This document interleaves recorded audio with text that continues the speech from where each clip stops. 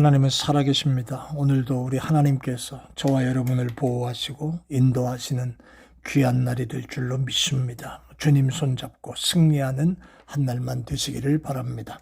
오늘은 말씀과 함께 하루를 베드로전서 4장 11절에 있는 말씀을 가지고 말씀 묵상의 시간을 진행해 보려고 합니다. 오늘은 신앙 복습, 우리의 봉사는 어떠했는가, 봉사에 대한 것을 한번 돌이켜 보겠습니다. 여러분, 옛날에 디오게네스라고 하는 사람이 길에서 미친 듯이 웃고 있었습니다. 지나가는 사람들이 아이 선생님 왜 그렇게 뭐가 그렇게 웃기세요? 그렇게 물었습니다. 그랬더니 이 디오게네스가 하는 말이 길 한가운데 저 뾰족이 내민 저 돌 보이세요? 보이죠? 내가 아침부터 여기서 앉아가지고 지금 저 돌을 쳐다보고 있는데 지나간 사람 가운데 10명 정도가 저 돌에 걸려 넘어지면서 에이 재수없죠 어쩌고저쩌고 뭐 욕을 퍼붓습니다. 그런데 진짜 웃기는 게 뭐냐 하면 그중 누구 한 사람, 어떤 사람이라도 다른 사람이 걸려 넘어지지 않도록 저 돌을 치우려고 하는 사람이 하나도 없었네요. 웃기지 않습니까? 이러고 말합니다. 여러분, 봉사한다는 거 뭘까요? 어떻게 하는 것을 보고 봉사라고 할까요? 오늘 우리 이 말씀을 한번 묵상하면서 평생 동안 해왔던 봉사, 우리 다시 한번 돌아보십시다. 봉사의 의미가 뭡니까? 봉사는 헬라어로 디아코니아라는 말을 씁니다. 종이 주인의 식탁에서 주인의 이런저런 심부름을 하는 것을 나타내는 말로 디아코니아라는 말을 썼습니다. 그래서 이 디아코니아라는 말은 섬김의 의미가 있습니다. 영어 성경에서는 에베소서 4장 12절 같은데 이 봉사란 말의 의미를 ministry라는 말로도 표현하고 있습니다. 받들어 섬긴다는 뜻이 담겨 있는 말이죠. 자, 봉사의 의미는 뭡니까? 첫째, 대가가 없이 하는 수고가 봉사입니다. 대가를 바라지 않고 하는 수고가 봉사라는 거예요. 봉사는 어떤 대가를 생각하는 게 아닙니다. 우리 여자분들, 권사님들, 집사님들 평생 교회 주방에서 수고들 하신 분들이 대다수지요. 돈 받고 하셨어요? 월급이 있었어요? 그런 거 없었잖아요. 그저 하나님 앞에 감사하는 마음으로 묵묵하게 주방을 봉사하고 교회 정리를 하고 애를 쓰고 했던 거 다 봉사, 대가 없는 수고였습니다. 순수하게 아무것도 바라지 않고 수고할 때가 그게 봉사입니다. 자, 두 번째는요. 다른 사람을 이롭게 할 목적으로 자신을 희생하는 것이 봉사입니다.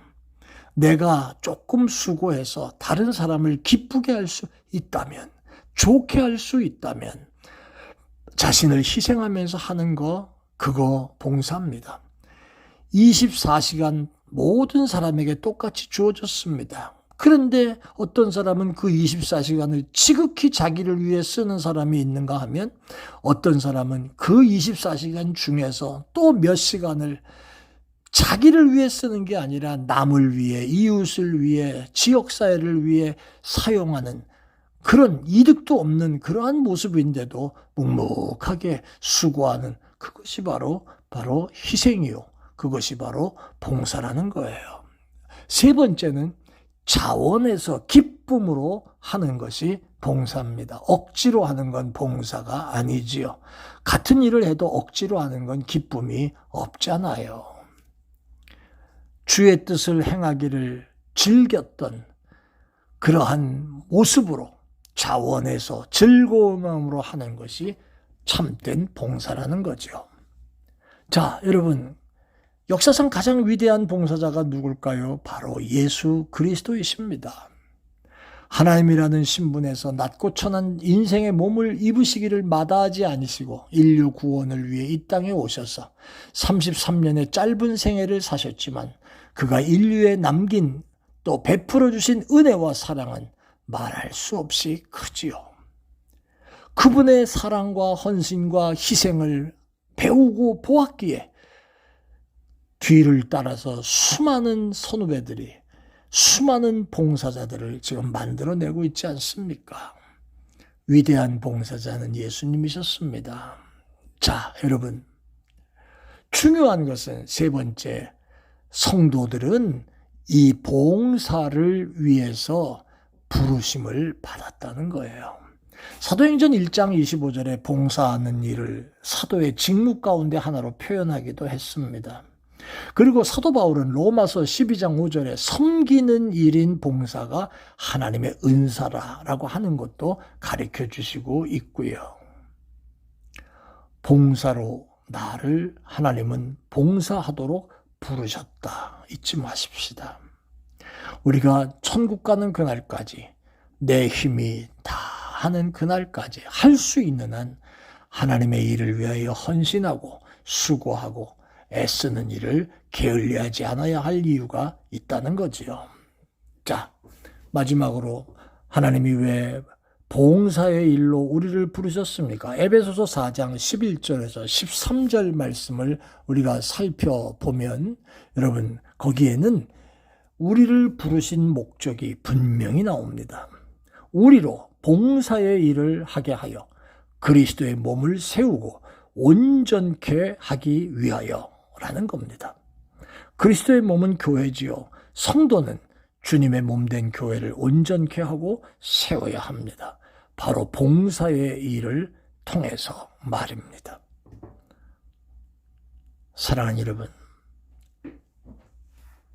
봉사하기 위하여 이 땅에 오셔서 자기 목숨을 대속물로 내어주신 주님, 이 땅에 오셔서 그 아름다운 삶을 우리에게 보여주신 것처럼 예수님을 따라가는 모든 그리스도인들이 이 봉사의 아름다운 삶을 제대로 살아야 할 줄 압니다. 이것이 신앙생활을 잘하는 것입니다. 힘닿는 데까지 할 수 있는 일, 최선을 다해서 주님의 몸된 제단과 주의 몸된 일을 위하여 헌신하고 봉사하는 여러분들의 삶이 되시기를 예수 이름으로 축원합니다. 아멘. 고마우신 아버지, 봉사의 삶에 승리하게 하여 주옵소서. 남은 인생 힘닿는 데까지 수고하고 애쓰고 노력하는 우리들의 모습이 되도록 축복해 주옵소서. 감사해요. 예수님 이름으로 기도합니다. 아멘. 고맙습니다.